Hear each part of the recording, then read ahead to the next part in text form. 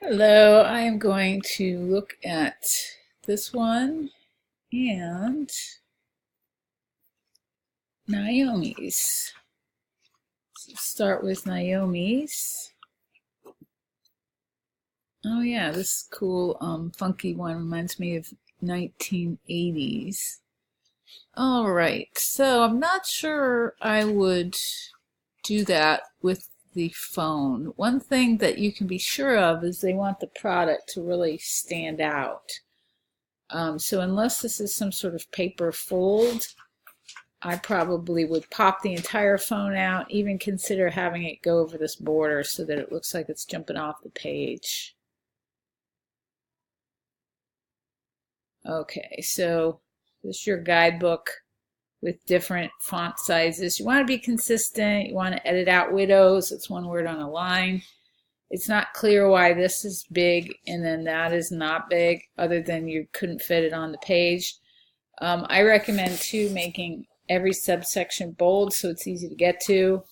If you've ever opened one of these phone booklets, you just want to get to what you want to get to. You don't want to have to read the whole thing because it's so boring. So just make sure you sort of indicate each subsection a little more clearer. I do like that you've done it up here. You know, of course you need to spell check. That's spelled wrong. But it's still, I'm not going to go through this whole thing. You can make silence a call when someone calls, dominant. You can make those all bold. It would make it easier. Also, there's a hyphen. Get rid of hyphens. And then you want a nice comfortable space right down the middle. And then finally, you know, you want to break up big paragraphs. They're hard to read. All right, so do that throughout and you'll see a big difference. Okay, so this one, I like that colorful wave in the background. I think because you've toned it down, it does make it easier to read.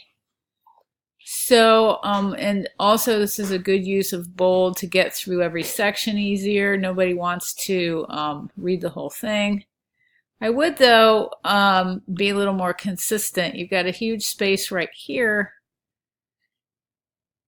and then you don't have that kind of spacing for the rest of the pieces. All right, so you're on your way. Just try to get a little more consistency going. Also, like all of a sudden you have a serif font here.